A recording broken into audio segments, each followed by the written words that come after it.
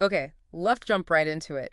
We've got a pretty intense situation unfolding at the very top levels of the Department of Defense. Yeah, absolutely. We're talking high-level officials, sudden firings, and some really explosive allegations. Right, including a claim of potential illegal surveillance that, well, the source suggests could be even worse than the leaks they're talking about.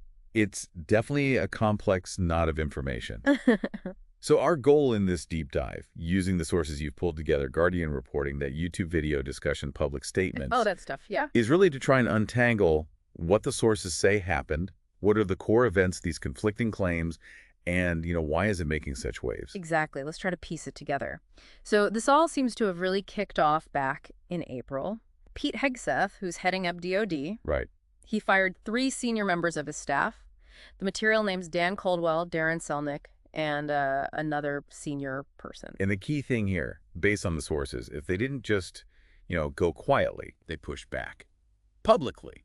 We're told they wrote this public letter flatly denying any leaking. Denying it completely. Yeah, and saying they felt like they were being used as scapegoats or maybe caught up in some kind of political game. Political fodder, yeah. And one of them, Dan Caldwell, he really took his case out there. He actually appeared on Tucker Carlson. He did, to share his side, basically. And in that interview, he specifically denied being the source of any leaks. Including that really sensitive one, right? The top secret photos related to the Panama Canal. Exactly that one. Yeah. Denied it point blank. So according to his interview, what was his explanation then? If not leaks, why were they fired? Well, the way it's framed in the source material, based on his account, it was basically inner office politics. Office politics, okay. Colwell's view seemed to be that Hegseth really wanted someone else, specifically Ricky Barea, as his chief of staff. Ah, so these firings were maybe to clear the path for Barea? That's the implication presented in the source, based on Caldwell's perspective. And the material adds a bit of background on Caldwell, too. Oh, yeah. What's that? Notes he's a Marine Corps veteran. And interestingly, it points out his reported stance within the administration, apparently opposing war with Iran. So the source raises the question, could that have been the real reason? His views on Iran, not the leaks. That's the question the source puts forward.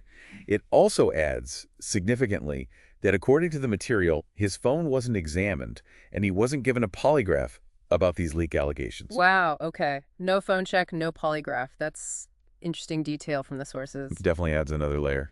Now, this is where the story, as laid out in the source material, takes a much more serious turn. And it centers on this figure, Tim Parlatore. Right, Tim Parlatore. The sources describe him as having a pretty notable background. He was a private lawyer, right? Represented Donald Trump for a bit. Yes, specifically in the Mar-a-Lago case. Before, as the source notes, noisily quitting that job. Quite publicly. Okay. And now the sources state he's a naval commander who's been assigned to Pete Hegseth, specifically as his lawyer. Assigned as his lawyer and paid by taxpayers. That's what the source reports, yes. He even uses this rather pointed term, calling him a babysitter for Hegseth. A babysitter. Yeah. Okay, so what's the really explosive claim involving Parlatore, according to the sources? The core allegation, drawing directly from the source material, is this. Trump advisors were apparently told by Parlatore Told what? that the way they found out the fired staff had allegedly taken these top-secret Panama Canal documents home on their cell phones. Well, it wasn't through some normal internal check. How then? They were reportedly told it was discovered through an illegal warrantless wiretap conducted by the NSA. Whoa, okay, an illegal warrantless wiretap by the NSA? That's a huge accusation. It's presented as potentially massive. The sources really hammer this point. A warrantless wiretap is unconstitutional. It's illegal. And the source says, potentially worse than the leaks themselves. That's the direct quote using the source, yeah. That such a wiretap could be worse than the leaks that are being charged against these 3 people. Puts it in perspective. But, and this is a big but, isn't it? Yeah. There's a direct conflict here in the reporting. There is a major one. Because while these Trump advisors were reportedly told this by Parlatore, Yes. the sources also state that Tim Parlatore himself reportedly denies it. Yeah. Denies ever telling anyone that a warrantless wiretap was used as the reason for the firings. So a flat denial from Parlatore, according to the source. Right, which sets up this really stark discrepancy. You've got what Trump advisors reportedly heard from Parlatore, and the source cites Guardian reporting based on at least 4 different sources for this, 4 sources. claiming Parlatore did tell them about a warrantless wiretap used in a, quote, criminal investigation. And then you have Parlatore's reported denial. So what does the source make of this? How do they frame this contradiction? Well, the material basically presents it as this central, very troubling puzzle. It suggests that, based on these accounts, one of two things, both pretty bad, must have happened. Okay, what are the two possibilities? Either Parlatore wasn't truthful with the Trump advisors when he allegedly told them about the wiretap. So he lied to them. That's one possibility presented. Or the other possibility is that the illegal warrantless wiretap actually did happen. Oh, wow. And now there's an effort underway to cover that up. Either way, not a good look. Definitely not.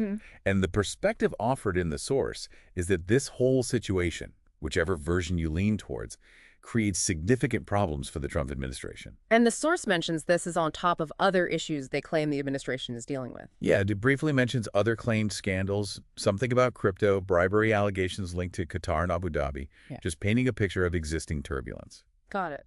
So these firings and the wiretap claim, they're not happening in a vacuum, according to the source material. Exactly. And the sources connect this to a wider context, bringing up other serious claims raised about Pete Hegseth himself. Right. The material gets into his qualifications, or lack thereof, according to the source. Yeah, it describes him as obscenely unqualified for the DoD head job. Cites his main background as, 13 years as a Fox and Friends weekend anchor? Alongside being a captain overseas during wartime, yeah. But primarily, the TV role is highlighted. And it brings up that conflict over the chief of staff position again. How the administration is reportedly blocking Hegseth's choice, Ricky Barea. And the fired staff were seen as, what was the phrase? The adults in the room, Right. according to some sources mentioned. Okay. And then the material lists some other pretty serious personal allegations against Hegseth. It does. Quite a few, actually. There's an allegation of sexual abuse involving a woman in California, reportedly settled out of court. And Parlatore's name comes up there, too? Yes. The source notes an alleged involvement by Parlatore in threatening this woman if she testified at Senate confirmation hearings. Sure. That's a serious claim. Definitely. What else? The material mentions allegations about multiple failed marriages, I think it says 3 or 4, and cheating. Okay. Claims he was, quote, drummed out of 2 different veterans organizations because of alleged financial mismanagement. Allegations of public drunkenness while in positions of authority, and then just broader allegations of abuse towards women, both outside and potentially inside his marriages. So quite a list of allegations presented in the source material. A significant list. And based on all this, the source speculates that, well, maybe Hegseth won't be in that DoD position for much longer. So pulling back a bit, why does all this, inside baseball, these dramatic claims, why does it matter to you, the listener? That's a really important question. Yeah. Because it might seem like just DC drama, but it touches on some fundamental things. Like the legality of government surveillance, right? This whole warrantless wiretap question is huge. Absolutely huge. And also, the truthfulness of statements coming from very high-level officials and their lawyers. Who do you believe when accounts clash so directly? And understanding why major staff changes happen in critical places, like the Department of Defense. What's really driving those decisions? Exactly. Plus, the source brings up how personal conduct allegations might intersect with public service, especially roles requiring public trust and Senate approval. These aren't small questions. They go to the heart of how government functions, or maybe how it's perceived to function. And the source specifically points out that these kinds of issues are very likely to surface when Hegseth eventually has to go before the Senate for a hearing. So something to watch for. Definitely. Which kind of leaves us, and you, with a final thought to chew on, based on everything presented in these sources. Okay, what's that? When you're faced with these starkly conflicting stories, direct contradictions from people right in the middle of a situation involving potential illegal acts and major consequences, how do we, as observers, even start to figure out what's true and what isn't? How do you navigate that kind of information fog?